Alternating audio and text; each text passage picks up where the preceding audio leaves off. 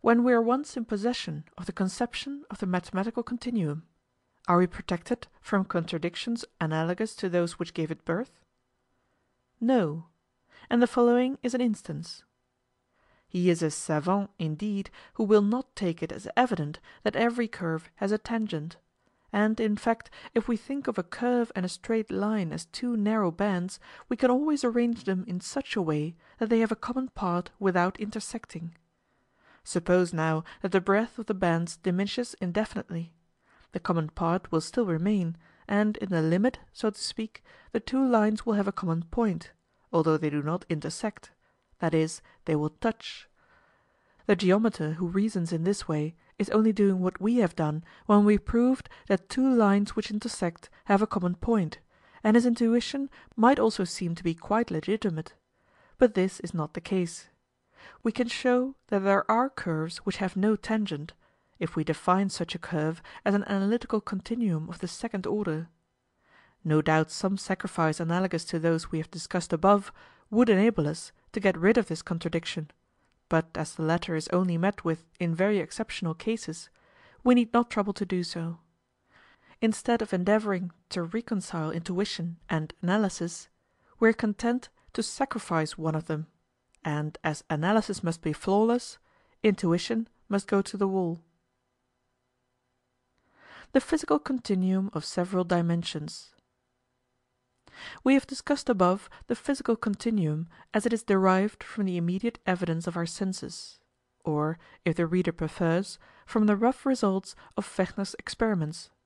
I have shown that these results are summed up in the contradictory formulae A is B, B is C, and A is smaller than C. Let us now see how this notion is generalized, and how from it may be derived the concept of continuums of several dimensions. Consider any two aggregates of sensations. We can either distinguish between them, or we cannot. Just as in Fechner's experiments the weight of 10 grams could be distinguished from the weight of 12 grams, but not from the weight of 11 grams. This is all that is required to construct the continuum of several dimensions. Let us call one of these aggregates of sensation an element. It will be in a measure analogous to the point of the mathematicians, but will not be, however, the same thing. We cannot say that our element has no size, for we cannot distinguish it from its immediate neighbours, and it is thus surrounded by a kind of fog.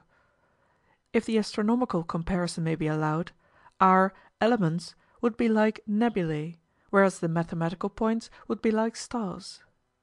If this be granted, a system of elements will form a continuum if we can pass from any one of them to any other by a series of consecutive elements such that each cannot be distinguished from its predecessor. This linear series is to the line of the mathematicians what the isolated element was to the point. Before going further, I must explain what is meant by a cut.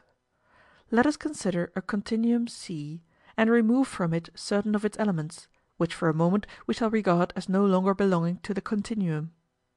We shall call the aggregate of elements thus removed a cut. By means of this cut, the continuum C will be subdivided into several distinct continuums. The aggregate of elements which remain will cease to form a single continuum. There will then be on C two elements, A and B, which we must look upon as belonging to two distinct continuums; and we see that this must be so, because it will be impossible to find a linear series of consecutive elements of C, each of the elements indistinguishable from the preceding, the first being A and the last B, unless one of the elements of this series is indistinguishable from one of the elements of the cut. It may happen, on the contrary, that the cut may not be sufficient to subdivide the continuum C. To classify the physical continuums, we must first of all ascertain the nature of the cuts which must be made in order to subdivide them. If a physical continuum C may be subdivided by a cut reducing to a finite number of elements, all distinguishable the one from the other, and therefore forming neither one continuum nor several continuums, we shall call C a continuum of one dimension. If, on the contrary, C can only be subdivided by cuts which are themselves continuums, we shall say that C is of several dimensions. If the cuts are continuums of one dimension, then we shall say that C has two dimensions. If cuts of two dimensions are sufficient, we shall say that C is of three dimensions, and so on. Thus the notion of the physical continuum of several dimensions is defined, thanks to the very simple fact that two aggregates of sensations may be distinguishable or indistinguishable. The mathematical continuum of several dimensions.